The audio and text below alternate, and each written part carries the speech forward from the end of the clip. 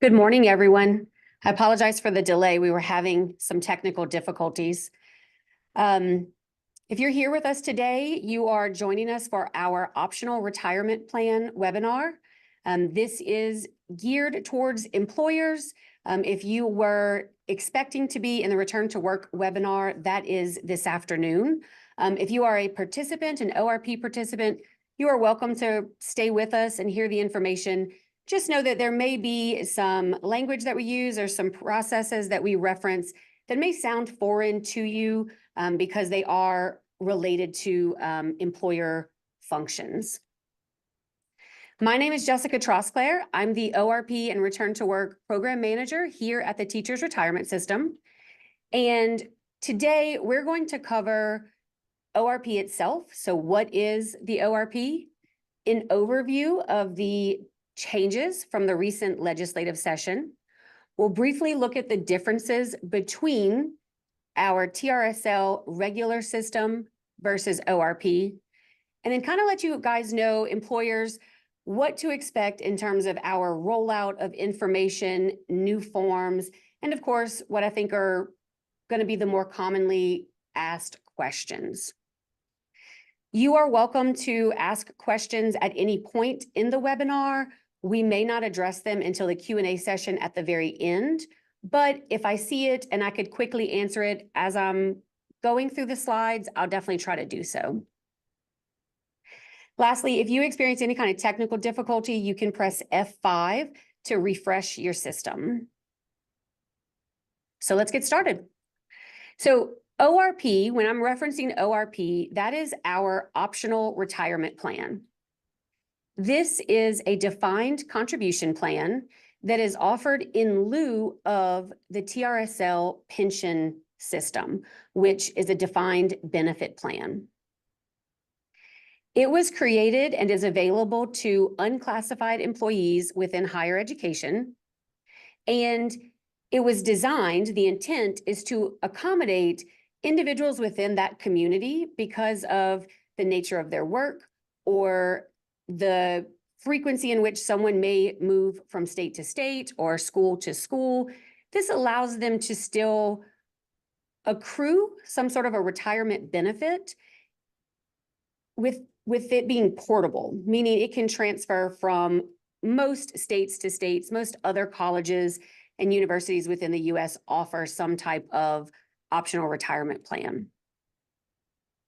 The other reason that this plan is helpful for those within higher ed is because it is available for employees who are part-time, seasonal, and temporary, which that temporary piece is something that many of you may have staff who are classified as. For our regular TRSL system, part-time, seasonal, and temporary employees are not usually eligible to contribute. So again, the ORP is allowing those individuals within that sort of specialized community within higher ed another opportunity to accrue a retirement benefit. Generally speaking, if we look at the difference between a defined benefit plan and a defined contribution plan, it's going to be how the contributions are invested and then what determines a benefit. And I use benefit loosely when we're talking about the ORP because it's not exactly a retirement benefit the same way you're thinking about the TRSL benefit. So on the defined benefit side, with our regular retirement plan, the employee and the employer make contributions to the system. We then sort of pile all of the contributions together and invest them on behalf of our members as part of the retirement system trust. Those investments, the gains on those investments and contributions are what fund the benefits that we pay out to our retirees and beneficiaries. With the ORP, employees and employers still make contributions. The employee contribution is the same rate.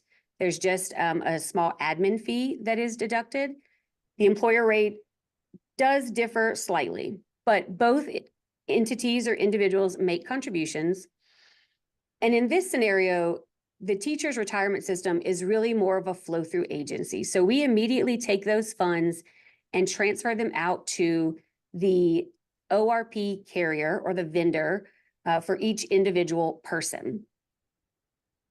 From there, the participant determines how they want to invest their contributions. So they are in control and sort of driving the vehicle in terms of their account and where they're investing it. And then when they are ready to access those funds, their sort of benefit, if you will, is going to be based on the investments from their account only. Now, another large difference is that when we're looking at ORP, and because their sort of benefit is based on their account, it means that the benefit is strictly based on the dollars in that account. So contributions plus any gains or losses. With the regular plan, with the defined benefit pension, the contribution dollars do not actually impact the benefit amount at all. That benefit is calculated based on an individual's years of service, which is service credit, their average salary, and their benefit factor.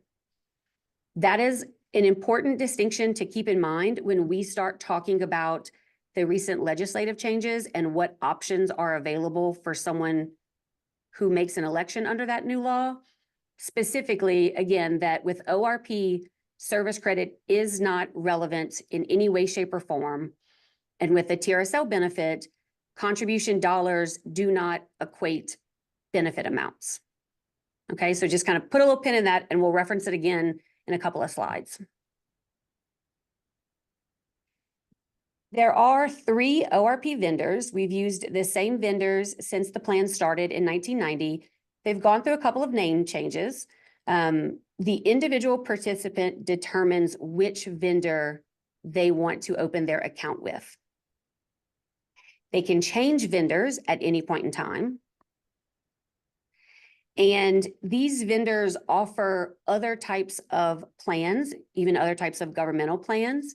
So sometimes our laws or what is allowable or what the processes are for the Louisiana ORP will differ from their other accounts. So I do always advise that the individuals reach out to their carrier via the 800 number or the website that is designed specifically for the Louisiana ORP, and that information can be found on our website.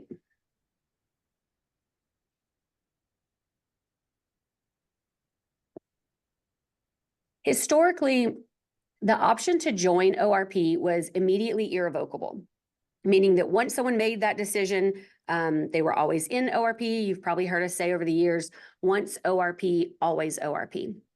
And so that's why you may have someone like a K through 12 agency who has a employee that contributes to ORP, even though they are not eligible to offer it themselves to their new hires. With this new law, Act 109 or House Bill 31, the individual participants are given a window of time in which they can choose to leave the ORP and join TRSL's pension system. And this is going to be applicable for current ORP participants as well as future ORP participants. There are 2 windows of time, which we'll look at in just a moment.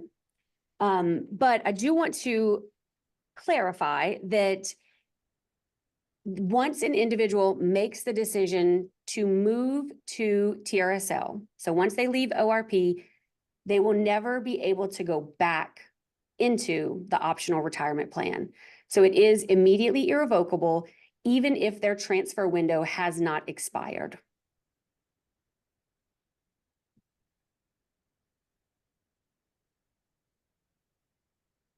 When we're deciding what a person's transfer window is, our sort of magic date is August 1st of 2020. So that is what I kind of refer to as the line that is drawn in the sand to place individuals into the 1-year group or the 5-year group. For the 1-year group, so these individuals have 1 year to make the election. they had to have been eligible for the ORP. So their first ORP eligible employment occurred before August 1st, 2020. And what we mean by ORP eligible employment is employment with a higher ed institute, someone that can offer ORP. So their first eligible ORP employment was before August 1, 2020, and they are active and contributing as of June 30th, 2024. So the end of this fiscal year or this school year. These individuals will have until June 30th, 2025 to make the election. So that's the 1 year from July 1st to June 30th. There will be individuals who became eligible or their employment made them eligible for ORP before August 1st, but they are not active and contributing. Therefore, they will not be eligible to transfer.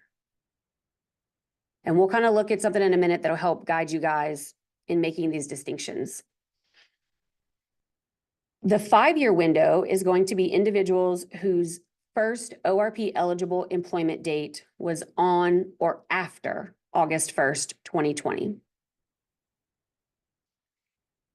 Both groups, both the 1-year window and the 5-year window, require the participant to be actively employed at the time of election, and they must be employed in a capacity that is eligible for the teacher's retirement system. Meaning they can't be part-time, seasonal, or temporary, and they cannot make the election without being actively employed. They can't make the election now looking forward to employment that they're going to be accepting or seeking out. Individuals within that 5-year window have a 5 years worth of an opportunity to make the election to transfer, and it begins on that first ORP eligible date. This window for these individuals could close as early as July 31st, 2025. So even though they have a 5-year window, that window has already begun. It is almost over, so it will be closing not long after the 1-year group. If an individual makes the election to transfer, they'll join the regular plan in the 2015 retirement plan. That is always the plan that they will be placed into. They will not have an opportunity to be into one of the prior retirement plans.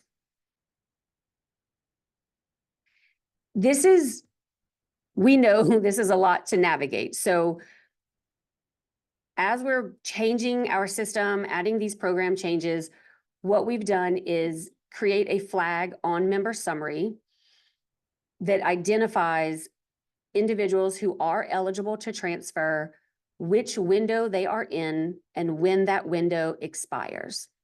And this is to help you, to also help us when we start getting notices of these elections, that we're all on the same page with confirming the criteria for eligibility. We've used just sort of a stoplight color code with these. Red means they're not eligible. Yellow means they may be eligible. Green means that we have enough information on our records to definitively say they are eligible. The yellow window. So with our 1-year group, we've said that individuals have to be active and contributing on June 30th, 24. So an individual who falls into that group and who has money currently reported to us in the month of May, our assumption is going to be that they're still working, but we won't know until we receive their next salary file or their next contribution. So they are flagged as yellow, meaning we don't have all of the information that is required. If your June salary files get reported and that individual has contributions reported for the month of June, in the month of June, then that yellow flag would switch, it would flip to the color green. If someone doesn't have money, it may stay yellow. And There may be instances where we receive an election form and we still don't have enough information to confirm that they were active and contributing. We may send you, the employer, a certification form or request extra info to confirm that they meet the criteria. Individuals who are red, currently flagged in our system as red, that means that they do not have any earnings reported with us in the month of May or June, which for most of you, we haven't received any of your June salary files yet, but they definitely don't have earnings in May. So in this scenario, if they do happen to have earnings that come in June, the flag would switch to green. If they happened to be employed before June 30th, but the contributions just were not reported yet, and we get the election form, that may be another scenario where we reach out to you to confirm that they're eligible, even though there's no money reported in June. Individuals who are flagged as green are going to be those in the 5-year group or those in the 1-year window that, again, definitively are eligible because they have money reported in June. And again, this is not set in stone. This is just to be used as a kind of a guide to help see who is or may be eligible. It's based on the information that we have in the system. So if there's a piece of the puzzle that we do not have that you think changes their eligibility, that is something that, you know, we would ask you to provide for us so that we could reevaluate. We will be sending letters to ORP participants, informing them of these options and these windows. And I do believe it's our intention to tell them which group they fall into. And we hope to be able to provide you, the employer, with a list of your participants who are eligible as well.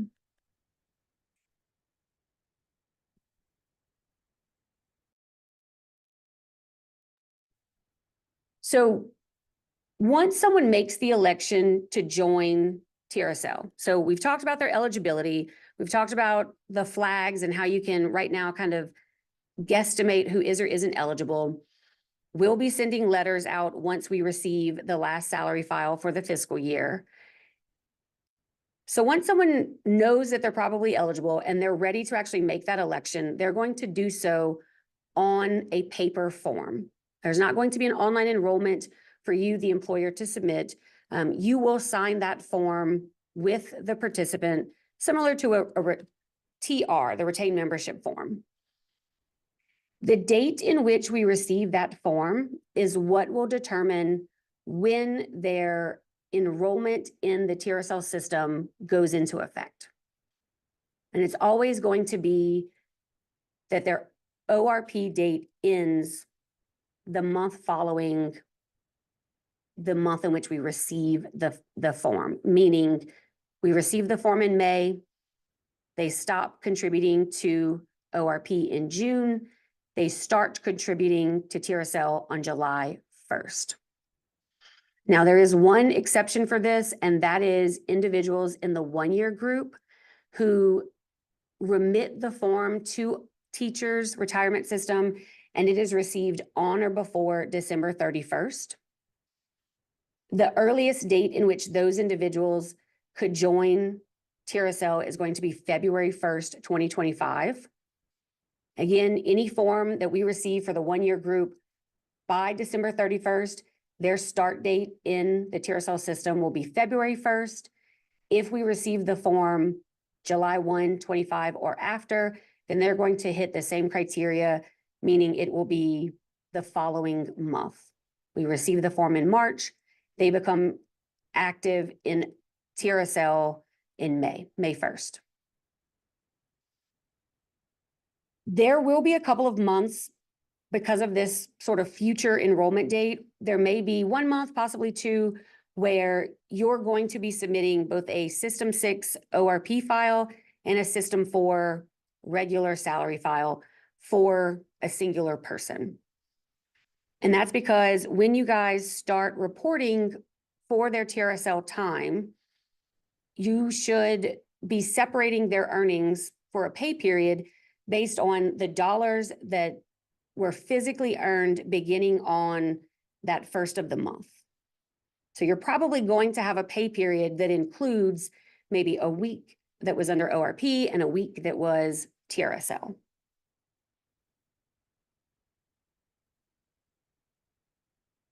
We had a question come in that I'm going to address while we're on this topic, and it's about there being a gap in contributions. For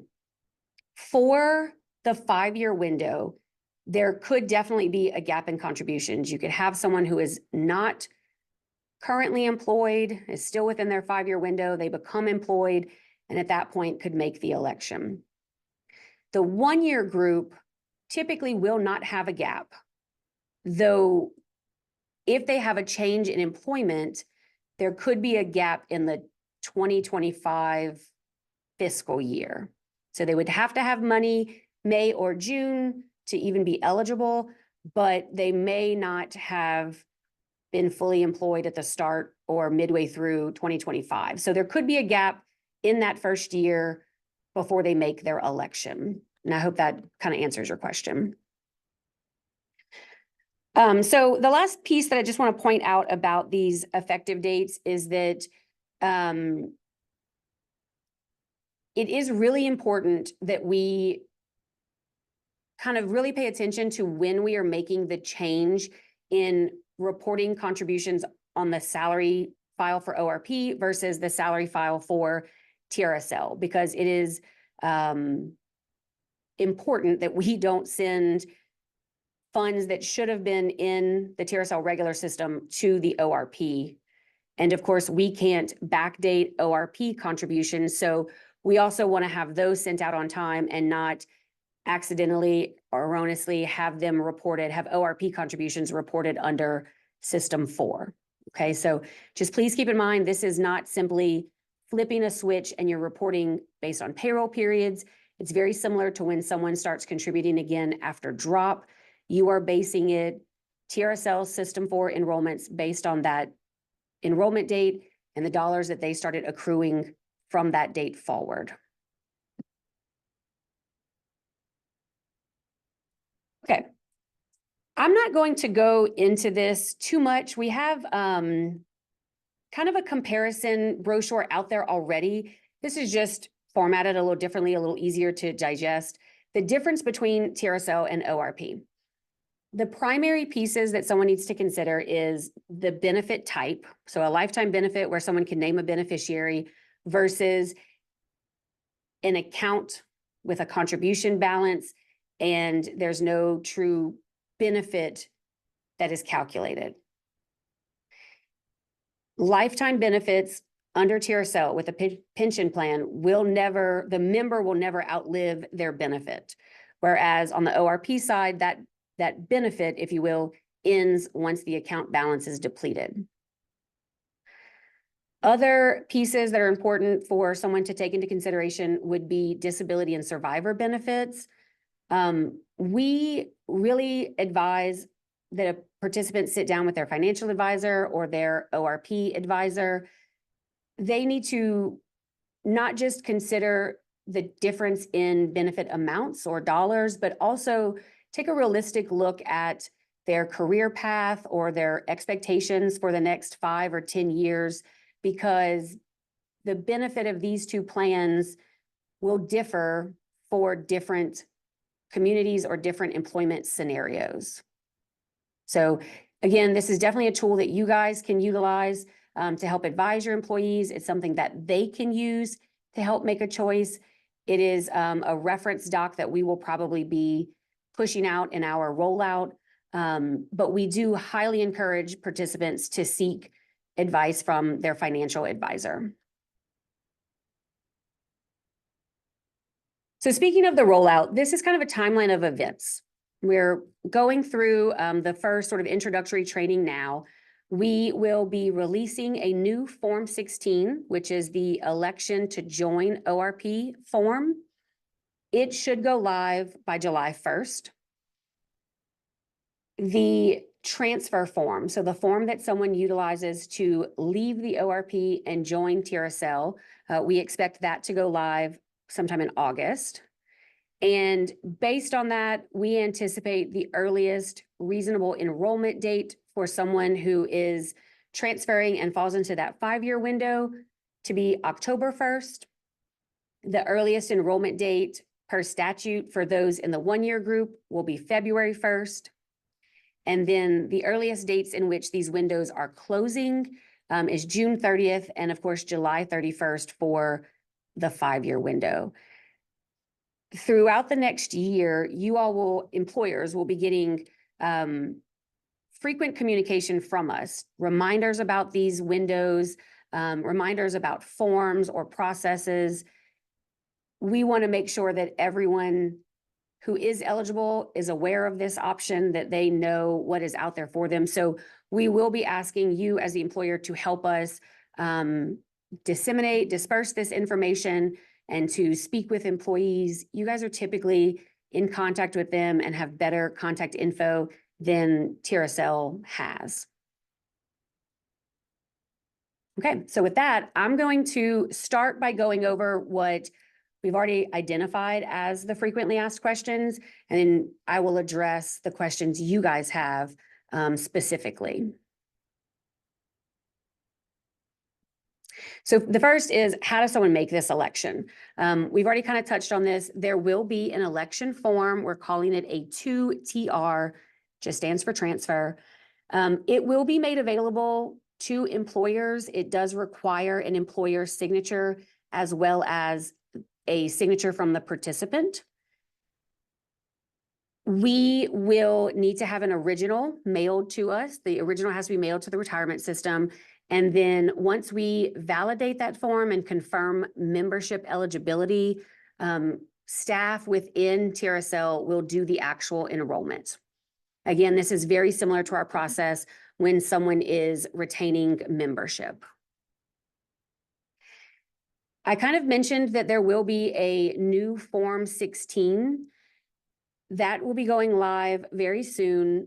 I do want to make note that any old copies that you have of a Form 16 will not be accepted after July 1st or starting July 1st. The waiver statements have changed. Additionally, the fields have changed a little bit. So please make sure once these forms go live, if you print a lot of copies or if you have bookmarks or if you have them saved on your desktop or whatnot, please make sure to update it to the new form. These do still have to be an original, and what is going to be a bit of a significant change for you all is that on the form, we are no longer requesting the effective date of the ORP election.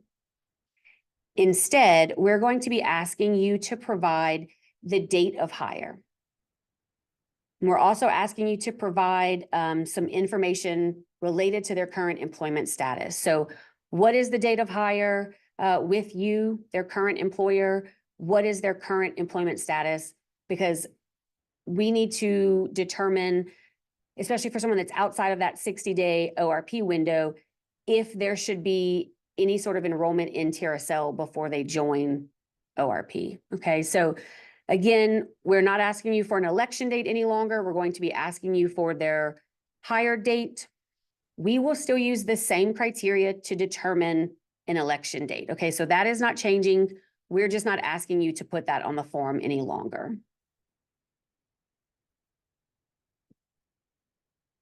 So who is not eligible for TRSL? We've kind of discussed this and you guys are probably very familiar with it, but it's anyone whose position is considered part-time, seasonal, or temporary. Those individuals are eligible for the ORP, so they may be actively contributing, but they are not eligible to contribute in the teacher's retirement system. Therefore, they would not be eligible to make the transfer election. Now, additionally, if someone is employed with an agency that does not report to the teacher's retirement system, or they're in a position that does not belong to our system, a classified higher ed, or maybe a bus driver with K-12, they cannot make the election in that scenario either. It must be a TRSL agency, a TRSL position, and an eligible capacity.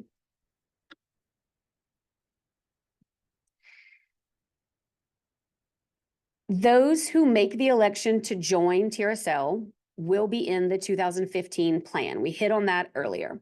That is true always for all scenarios. The eligibility criteria for someone within the 2015 plan is regular retirement at age 62 with at least 5 years of service, or any age with at least 20 years of service.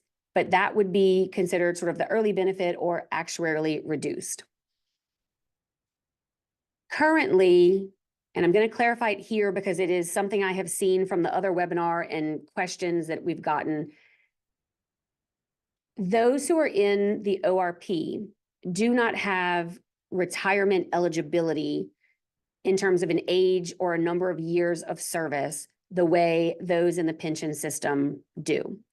They can actually request a distribution of their ORP account as long as they are not actively employed in a contributing TRSL position.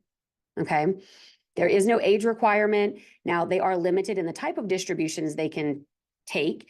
And if they roll those funds into another qualifying IRA account, they are subject to whatever eligibility criteria or IRS standards apply there. But they don't have to be 55 or 60 or whatnot to have a distribution from their actual ORP account. I will clarify also while we're here that once they make the election to join TRSL, they cannot get a distribution from their ORP account if they're actively contributing in the defined benefit system. Okay, that would be considered an in-service distribution. So they won't be able to access the funds once they join TRSL. They cannot access those funds until their employment terminates and they were to go inactive or to retire or to refund.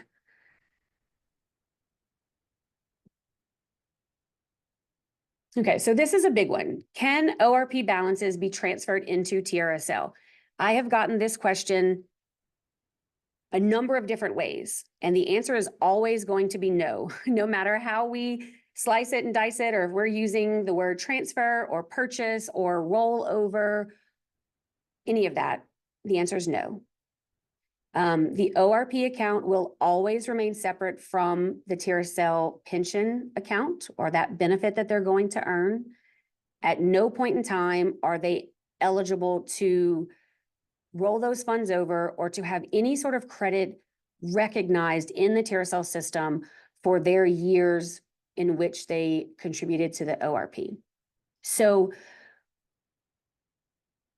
though it's not technically correct, what I think is helpful is to really look at this as if it's two separate pieces of employment.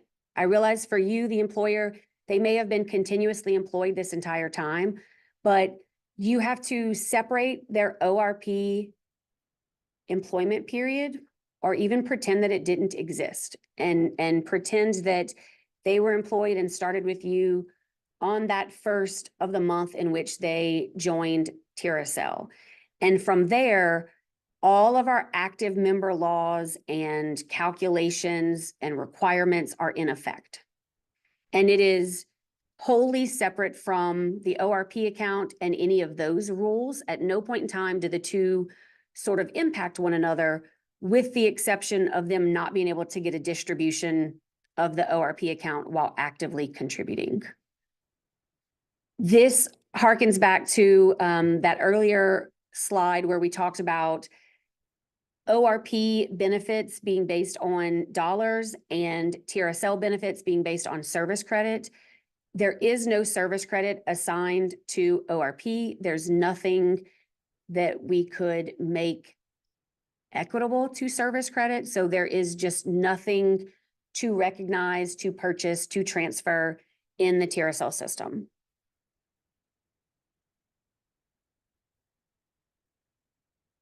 If the individual had service credit in the teacher's retirement system before they joined ORP, and they transferred those contributions to the ORP account, they stay in that ORP account.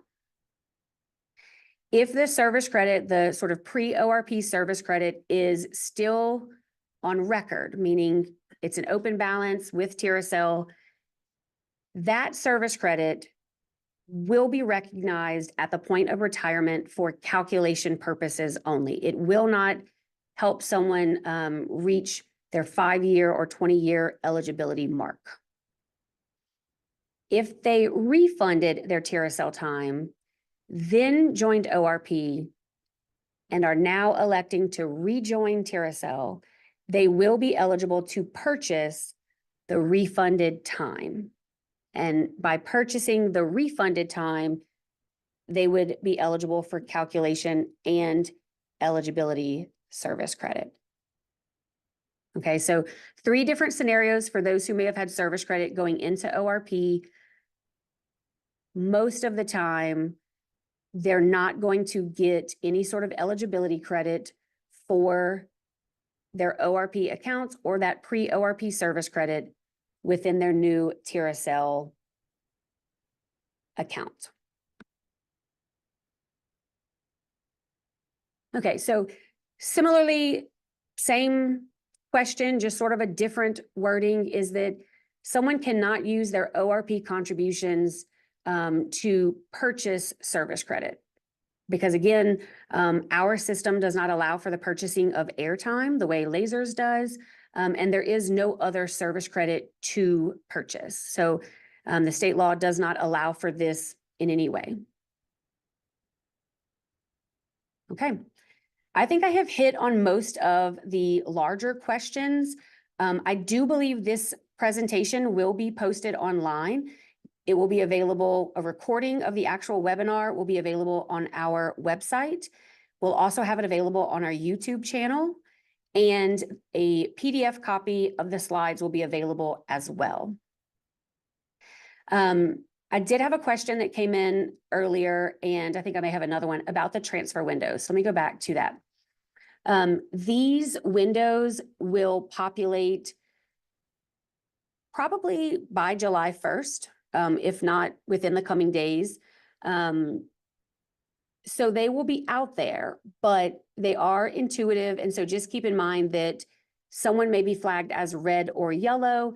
And once we receive your June salary file or your July salary file, those colors may change because the new information on file has changed our determination. They're meeting other markers such as having earnings reported in the month of June for those in the 1-year window. So again, flags will be out there in the coming days, but they're not set in stone. They can change based on information that comes in at a later date or information that we receive from you.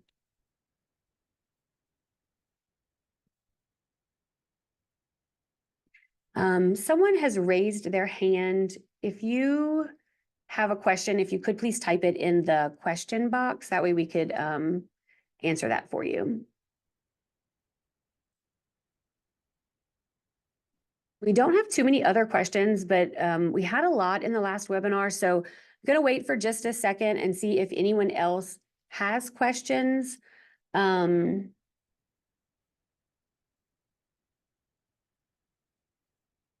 so someone asked a question. We answered this individual specifically, but I'll kind of read this aloud. If you have a part-time or temporary employee who is still active in payroll, but they don't have May or June postings because of reduced hours, their flag is going to be red right now. If an individual has no money in June and no money in May, then they're going to be red.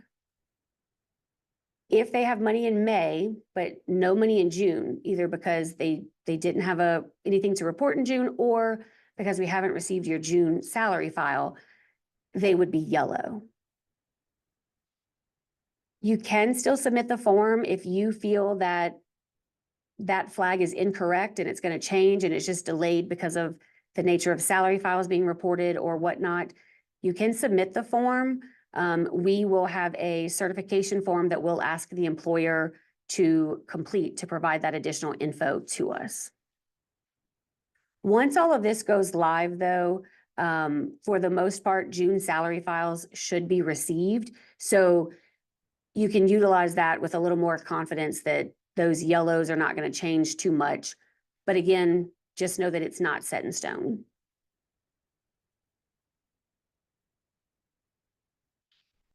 So someone asked if we could repeat the 3 scenarios for individuals who had service credit before they joined ORP. And I know that was a lot to handle, so I am going to go over them again. So if you had someone who,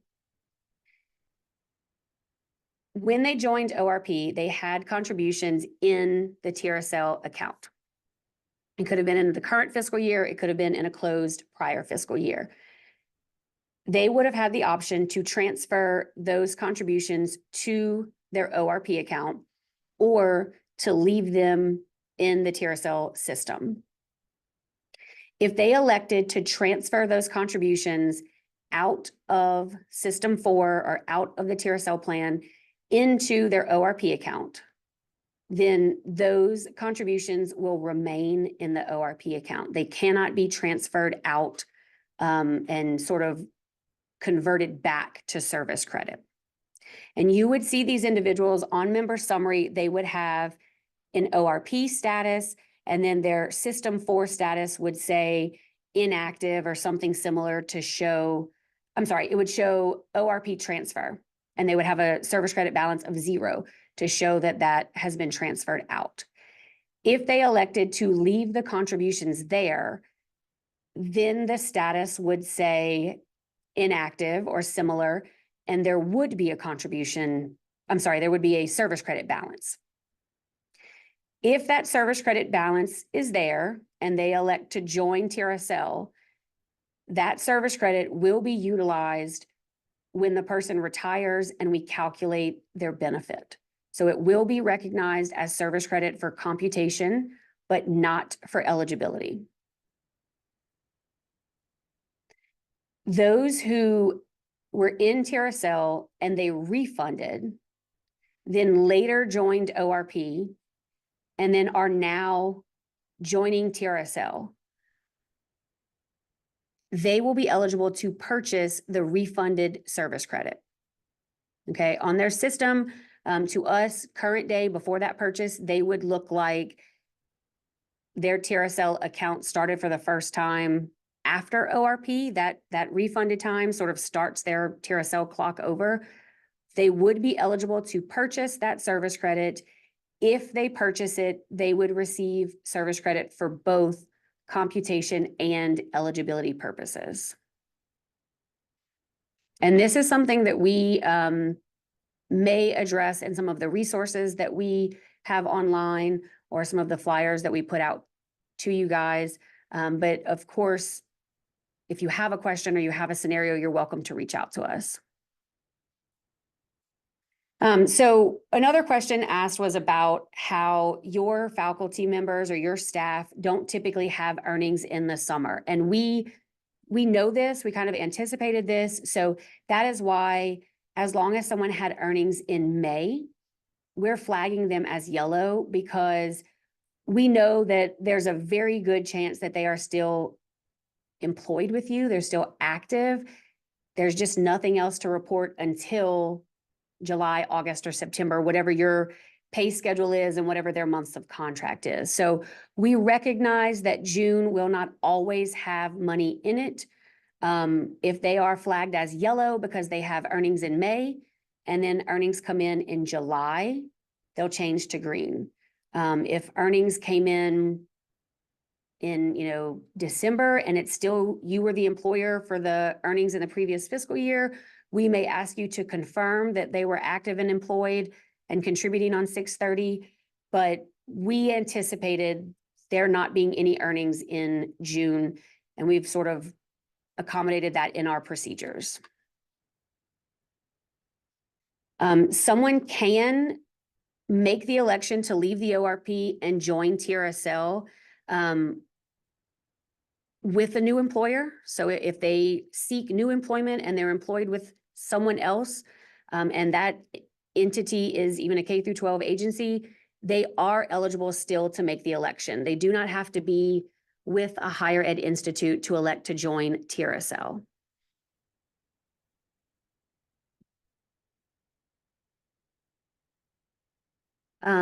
Going back to the refunded service credit. So if they refunded their service credit prior to joining the ORP, and then they restore it after rejoining TRSL, they will get service credit for both computation and eligibility purposes. If they have any sort of service credit balance prior to ORP that was not refunded, that remains in the system, that service credit is strictly computation only. Someone had a question about the process of purchasing service credit. That would not be something that I could really go into. That would be a question to reach out to our Member Information Center about. If you are a member and you're interested in purchasing service credit, you'll need to, the only thing that's eligible to purchase is time that you had refunded that was within TRSL and you refunded prior to joining the ORP. So you're not going to be purchasing any service credit based on your ORP account.